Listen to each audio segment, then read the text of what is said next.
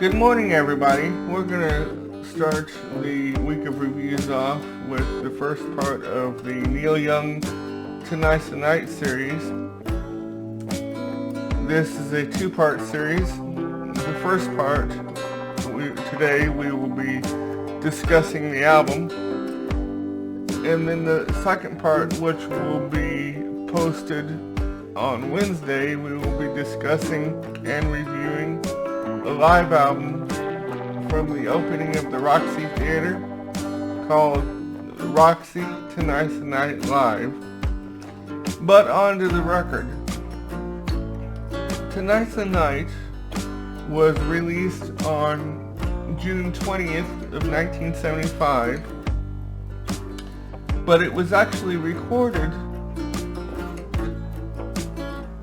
in 1973 at a rehearsal facility called Studio Instrument Rentals, or SIR for short, owned or partly owned by,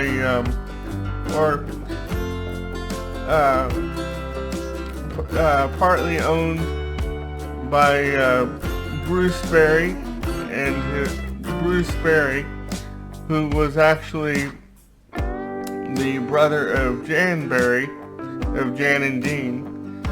And Bruce would later inspire some of the writing on some of the songs on Tonight's Night, mainly the title track.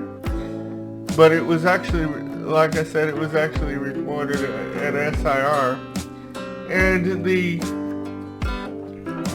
1973, but it was held back because Neil's intention was to release Homegrown. And then the story goes is that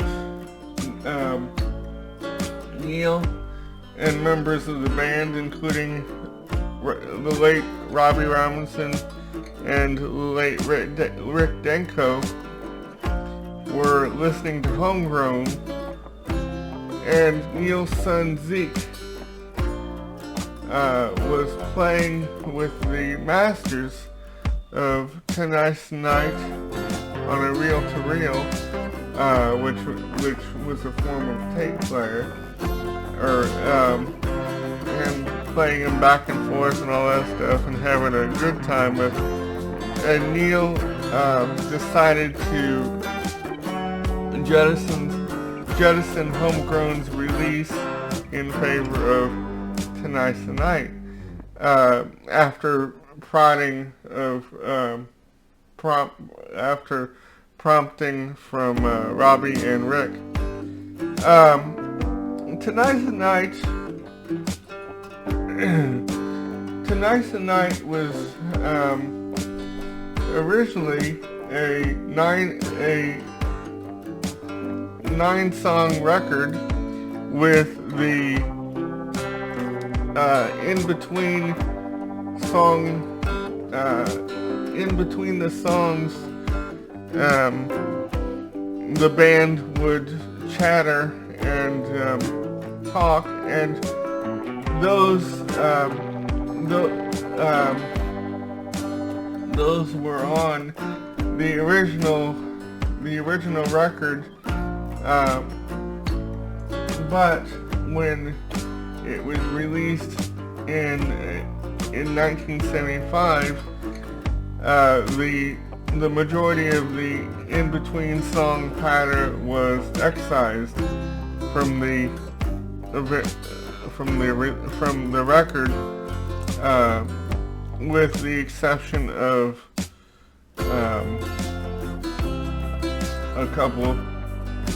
a couple phrases and some tuning of the piano at the beginning of Tonight's the Night and World on a String, or not World on a String, but Speaking Out, in which you can hear Neil tell Nils Lofgren to play a solo. And by the way, the band for tonight's night was made up of the remnants of Crazy Horse, Ralph Molina on drums, Nils Lofgren on guitar, and Billy Talbot on bass, and also Ben Keith on pedal steel. The only member to be excluded from the sessions was the late Danny Whitten, who died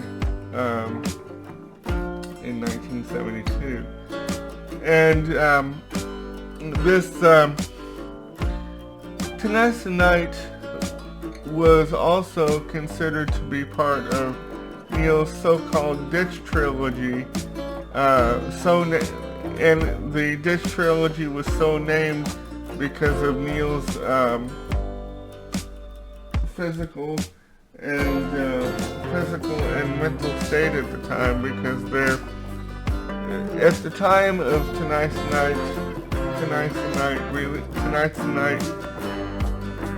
the Night's release, there was a lot of death and drug use surrounding Neil, and a lot of massive amount of drinking going on. And see,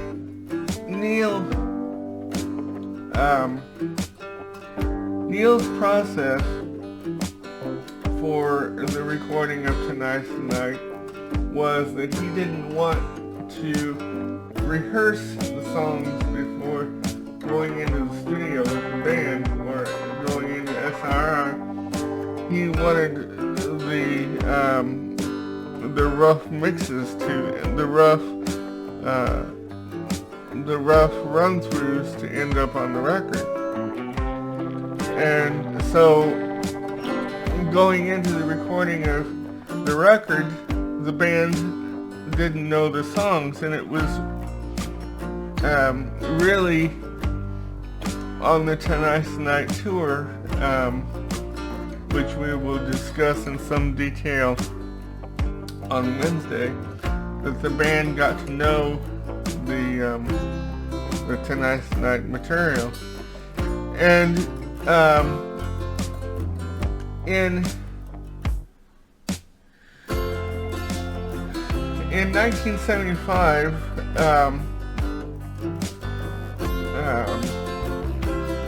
the record company decided to, in order to flesh out the release of Tonight's the Night, they decided to add some songs, because like I said a second ago, the original Tonight's the Night was a 9-song record, and so but Warner's fleshed it out to 12 songs with the addition of, I think, Borrowed Tune, Come On Baby Let's Go Downtown, from the Crazy Horse Fillmore shows, which we reviewed when we talked about in our review for the Crazy Horse Live at the Fillmore record. Lookout Joe,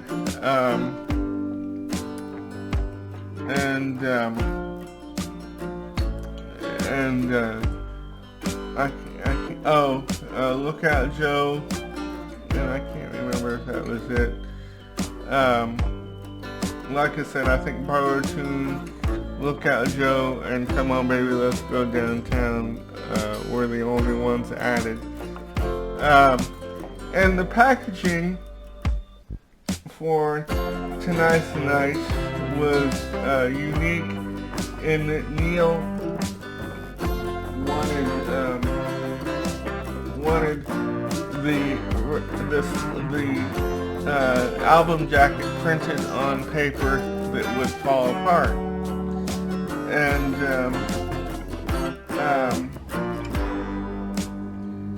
he also in the liner notes, he also put the credits from On the Beach, which was a record that had already been released. It's kind of a joke. And the record labels on the record said "Hello Waterface" on side A and "Goodbye Waterface" on side B, I believe. It's kind of a joke, and Neil has a very funny sense of humor at some point.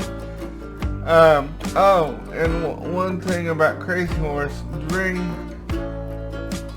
they were on the Tonight's the Night tour, they were first dubbed the Tonight's the Night Band, and then as the tour progressed, they became the Santa Monica Flyers. And so I have several favorites on this record.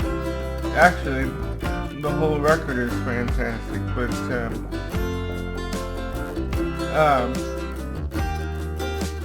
and one thing that I would say is that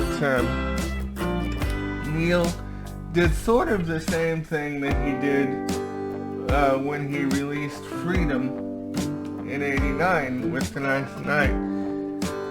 He put, and when he would release Rust Never Sleeps in '78, which we will be discussing in a later video, is that he would he put two different versions of the same song as the first and the last song on the record. So there's two different versions of Tonight's the Night to open and close the record, but they are both electric. So none of there are both electric versions. So they're not